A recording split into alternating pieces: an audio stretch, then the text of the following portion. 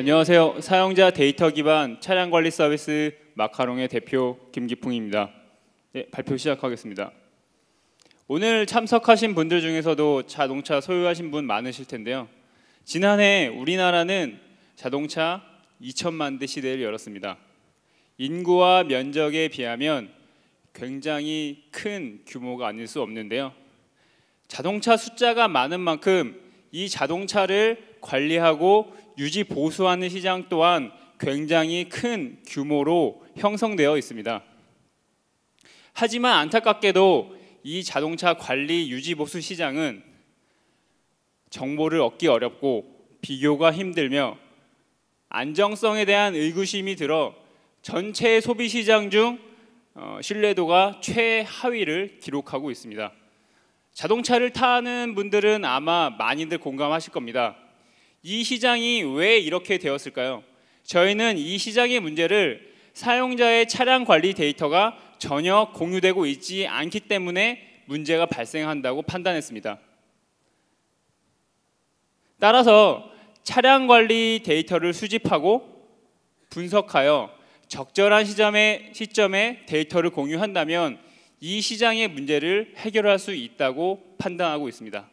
예를 들어 자동차의 엔진 오일을 교체할 시점이 됐을 때 마카롱이 가지고 있는 같은 모델의 평균 교체 주기, 같은 모델의 평균 교체 비용, 그리고 이 모델을 탄 사용자들이 내 지역 근방에서 어느 위치에서 많이 엔진 오일을 교체했는지를 추천해 줌으로써 이 시장의 문제를 해결해 나갈 수 있습니다. 저희는 사용자의 데이터를 수집하고 분석하기 위하여 모바일 차량 관리 서비스 마카롱을 런칭했습니다. 마카롱은 간편한 자동 기록, 그리고 내 차에 꼭 필요한 정비 알림, 게다가 차량 모델별로 필요한 정보를 적절하게 알려줌으로써 서비스를 제공하고 있습니다. 저희는 사용자들에게 무료로 서비스를 제공함으로써 데이터를 분석할 수 있었고요. 다행히도 사용자들은 필요한 서비스였기 때문에 자발적으로 입소문이 많이 나 사용자가 많이 증가했습니다. 그렇기 때문에 별다른 마케팅 비용 없이 매월 지속적으로 성장을 하고 있습니다.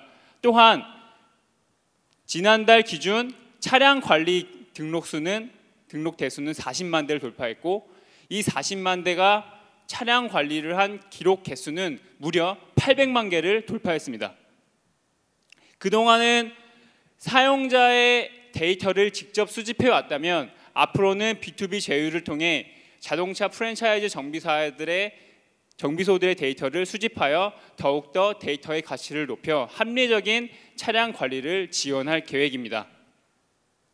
사용자에게 가치가 있는 데이터는 비즈니스적으로도 굉장히 큰 가치를 가지고 있습니다.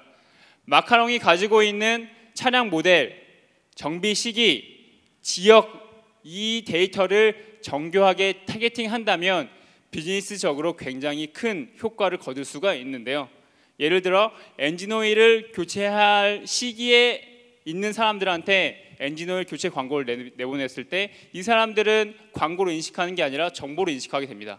따라서 이 정교한 타겟팅을 실험하기 위하여 저희는 국내 3개 다이렉트 보험사와 제휴를 통해 실제로 테스트를 진행해 봤습니다.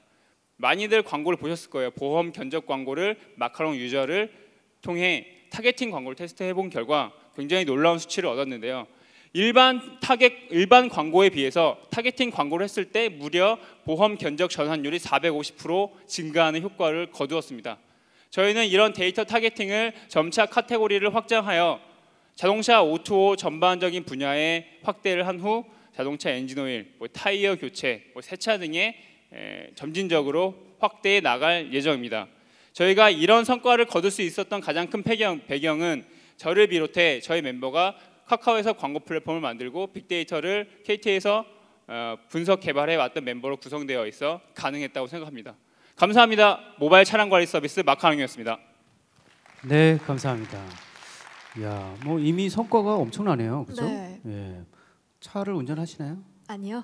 예, 뭐 아무것도 하는 게 없어. 예, 어쨌든 죄송합니다.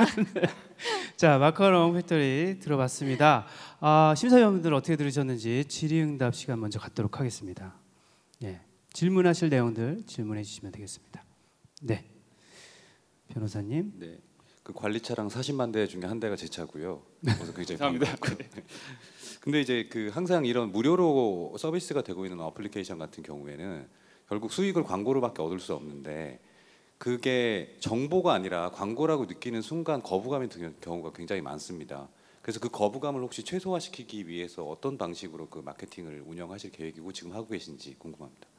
예, 맞습니다. 지금 저희가 아까도 말씀드렸지만 일반 노출과 타겟 광고를 동시에 지금 계속 테스트를 하고 있는데요. 일반 노출은 일반 배너처럼 상시 노출을 하고 있고요. 타겟 광고는 그 시점에 도래한 지역 유저한테 보내는 메시지로 타겟 광고를 하고 있습니다.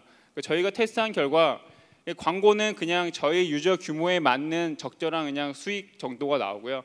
타겟 광고는 실제로 타겟팅된 유저한테 그 데이터가 전달됐을 때에는 훨씬 더 높은 효율을 얻고 있기 때문에 이 구조로 계속 타겟팅하여 광고를 확장해 나갈 예정이고요. 말씀드렸지만 엔진오일 교체가 시점이 된 사람 그리고 뭐 타이어를 교체할 시기가 된 사람들한테 타이어 광고를 보내주고 엔진오일 광고를 보내주고 이런 식으로 접근을 하여 광고 수익을 확대해 나갈 예정입니다.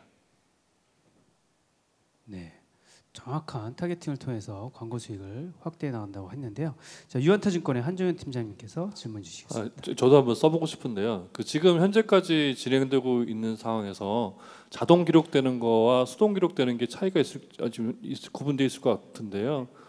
자동 기록되는 게 어디까지 되고 수동 기록은 어떻게 자동 기록으로 바뀔 수 있는지를 한번 구체적으로 말씀해 주시겠습니까? 네, 일단 자동 기록은 안드로이드 폰인 경우에 카드 문자를 자동으로 파싱하여 주유와 주유소를 인식하여 자동 기록을 해주고 있고요.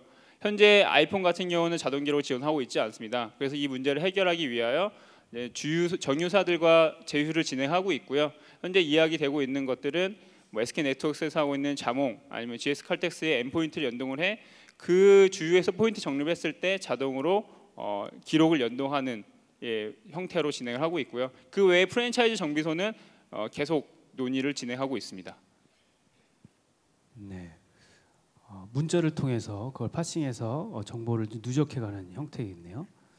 아까 뭐 기록 그거 말고는 다른 그 자동적으로 기록되는 건 또 뭐가 있나요?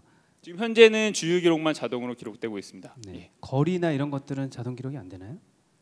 거리는 주유량을 측정해서 그 주유량으로 어느 정도 갔는지에 대한 예측량으로만 측정하고 있습니다. 네, 알겠습니다. 예, 또 다른 질문 있으시면 말씀 주시기 바랍니다. 네, 우리 김영록 센터장님이 질문이 있으실 것 같아요. 예. 시키시고 그러십니까? 그 지금 이제 투자 유치에 관해서 잠깐 여쭈고 싶은데요. 네. 그 현재 투자 유치를 받은 게 혹시 있으신지? 네, 초기 투자는 유치를 한 상태고요. 작년 12월에 유치했습니다. 그래서 이제 후속 투자를 유치하기 위해서 준비하고 있는 상황입니다. 금액은 얼마 아니면 예, 본엔젤스에서 4억 투자했었습니다. 지분 투자 방식인가요? 예, 맞습니다. 네, 알겠습니다. 네. 자, 그러면 이제 질의응답이 마무리된 것 같고요. 이제 이 팀에게 우리는 이런 지원을 좀 해줄 수 있을 것 같다 생각되시면 픽업 팻말을 올려주시기 바랍니다. 만약에 픽업 팻말이 없다 하더라도요, 저희가 그 법률 지원단에 따라서 저희들이 누구나에게 법률 지원 상담권을 나눠드리고 있으니까요. 하나는 최소한 가져가실 수 있습니다. 자, 그럼 한번 들어볼까요? 자, 과연 우리 마카롱 팩토리에게 지원을 추가로 해주실 수 있는 심사위원은 어떤 분이실까요? 하나, 둘, 셋.